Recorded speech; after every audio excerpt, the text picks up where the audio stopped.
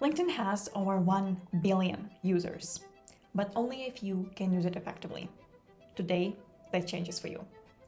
Hi, my name is Ira. I'm Senior Talent Acquisition Manager at one of the AI scale-ups in Berlin, in Germany. And today, we're going to discuss everything from A to Z about LinkedIn. Let's get started. So first of all, when we are talking about LinkedIn, we should know and understand that your LinkedIn is like your CV, but public. So whenever you send your CV to the company, only this company and only this specific recruiter is going to see it. But when you are making your LinkedIn look good and professional, the whole 1 billion of users can see it. So that's why when you will make a really nice and good looking LinkedIn, the recruiters are going to find you and offer you the jobs. The colleagues will find you and connect with you. You can maintain your professional circle, professional connections on LinkedIn. Plus, you can really boost your personal brand here. You can discover the new career opportunities, you can network, and you can develop yourself and learn from here. So it's really universal, awesome website to be in. Let's get started. When we have LinkedIn, we start with the simple things. We start from your name, from your surname, from the picture. The picture should be professional. No hiking, no beaches, no group pictures, no selfies.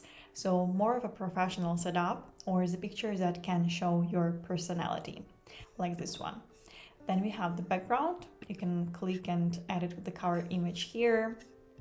Change the photo to something that resonates with you, maybe your hobby, or maybe the industry that you work for, or let's say the company logo. So that's the space for it. Then we see that profile language here is English. Please keep it English as it is universal for everyone. And we have the public profile URL, and you can also change it here. In my case, it is Metaverse Headhunter, but usually it's just your name and surname to make it more beautiful and more clean. When we are moving further, we see that here is like the company that I work for. And here is a little disclaimer that all the information I'm sharing here has no relation to my current employer, my previous or future employers as well. Everything that I'm sharing here is only my personal opinion, information from my experience, and it does not represent any of the companies that I worked for. In terms of the other information you can add here is your university, your title. You can add here as well the industry. You can add let's connect, or let's stay in touch, or the service that you are offering. Then we have the location, and all of that you can change in this setup. So name, surname, pronouns, and if you want to add the headline, the current position, you can make it visible or not visible, same as university. Then location, city, contact information. In terms of the city and location, if you're located in a small town in the middle of nowhere and you want to move maybe to the nearest city near you or to the bigger city, I would advise you to write the closest bigger city that is nearby, because when recruiter is looking for someone in this area, they will mainly use this bigger cities search. So that's just a little hint, and we can close this section. Here we have a couple of buttons. When you're looking for the job, you will need this one, open to.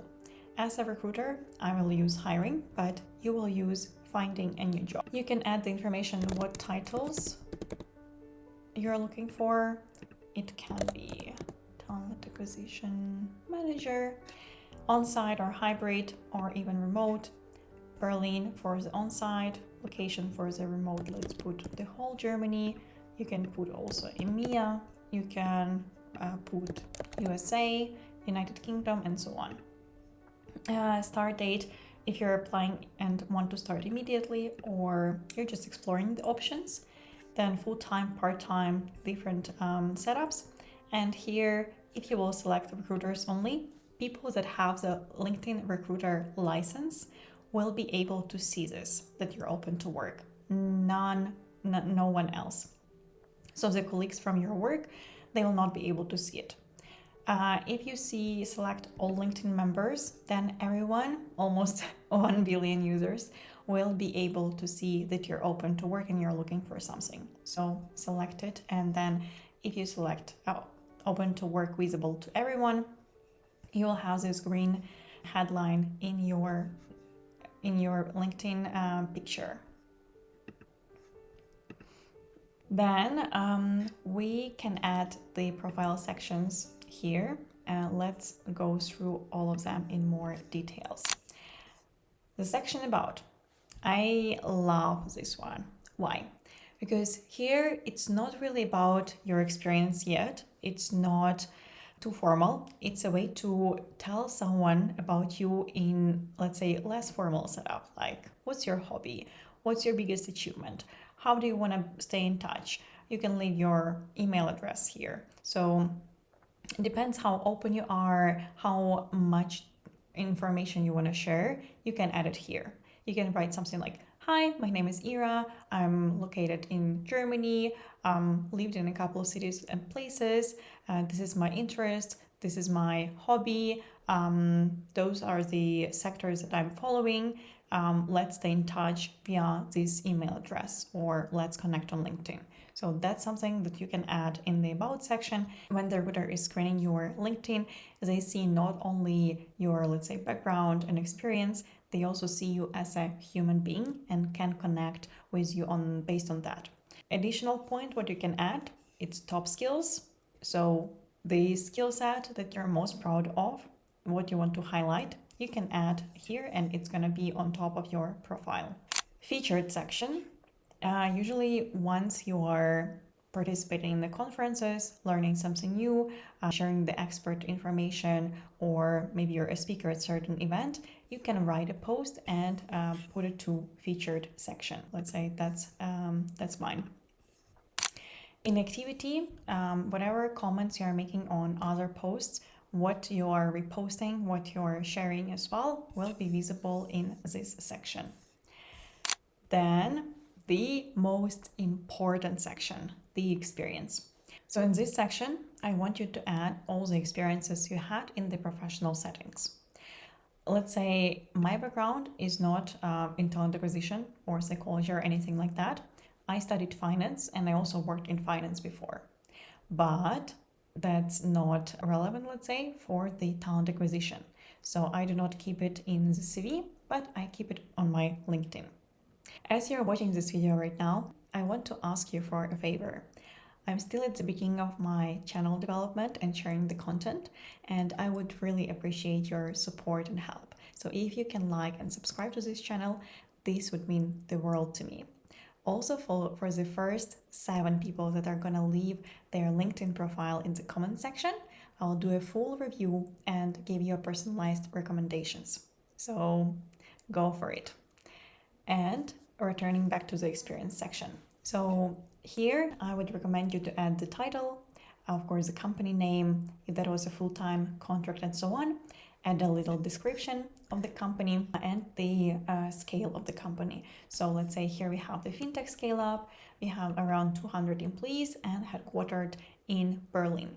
So this will immediately tell me your sectors, the sectors that you're focused on, and the scale of the company overall.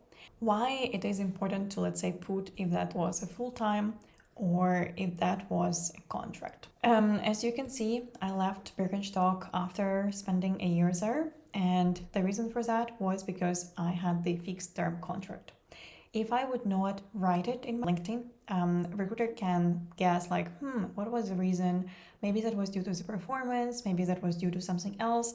So I don't want the person to guess. And by stating that it was a contract, I just make the life of the person easier. And I just make a clear statement that I was in the company because I had the fixed term contract. The best way to describe your experience is via the bullet points. So in this case, think about everything that you've done at work. Think about everything that you achieved at work, what you've done when the manager was not there, what you've done for other teams that was not your direct responsibility. So everything what you've done, you can add in this section. Again, in the CV, we not always have the space for everything, but on LinkedIn, you can add all of it. Plus, you can add the skills in the skill section that are relevant to this job, to this role, and this will help recruiter to find you and connect with you based on what you wrote. So also very, very important detail. Going forward, as I told you, I have the financial background. So that's what I stated in here, and all my experience is listed below. A little pro tip, let's say if you're working in a company that doesn't have LinkedIn, but you still wanna make your experience look beautiful, meaningful, and not very plain, you can add a little bit more information here. We have the description. Here you can also leave the website, and you can add the skills, of course, and you can add the media. Let's say the pictures from the events or when you've been a speaker and so on. We are going further for the other sections like education. Again, you can include your thesis work, GPA, major, minors, extracurricular activities, and the ranking of university if you find it useful.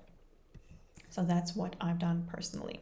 In terms of the education, if you want, you can also add the dates that you've been studying, or you can skip this part.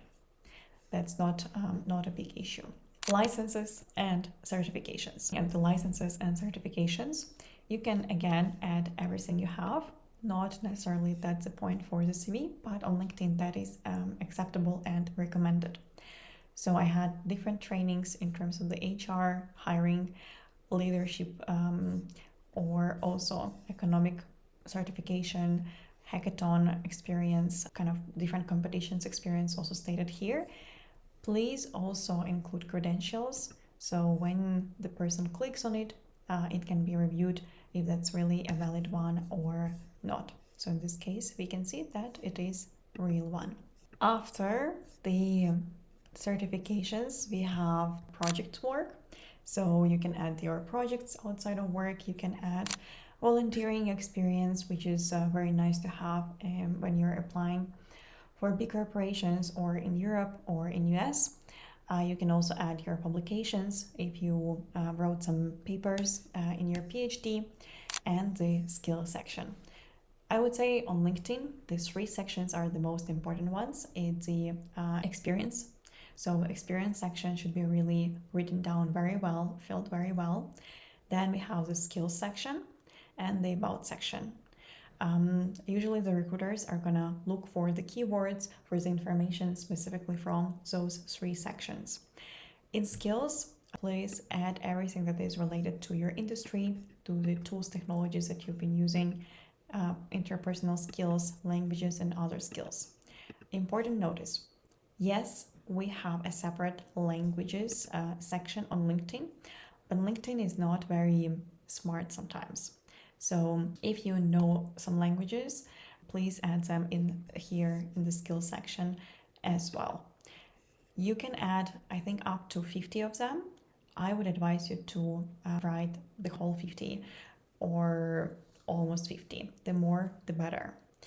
But of course, do not include something like Windows or maybe not Microsoft Office. I think at this point, everyone knows how to use it. If you have LinkedIn, for sure, you know how to use the Windows as well. In terms of the other nice to have things is the recommendation section. Here you can receive or give recommendations from different people. You can request it via this button, ask for the recommendation, and select a person with whom you worked before or studied before, or maybe that's going to be your university professor. So that's also nice to have. And as I mentioned, we have a separate languages section.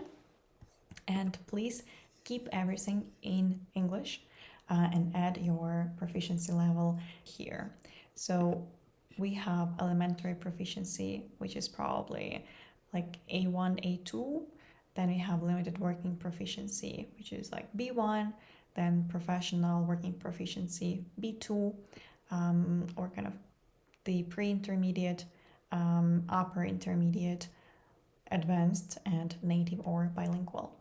So that's the proficiency levels, and interests will be shown here. What else can we add and utilize? At profile section, you can add additional honors, awards, patents, test scores, organizations, and so on. So check it out, play with it, and try to fill in your account as much as possible. That would be very shortly run through the profile and recommendations from my side. If you want more content on networking on LinkedIn, how to connect with people on LinkedIn, how to look for the jobs on LinkedIn, let me know. I can also make a video about that. On this note, I want to thank you for your attention. Thank you for being with me. Fingers crossed for you. And please like and subscribe and support me in my channel development. This will mean a lot to me. Bye bye.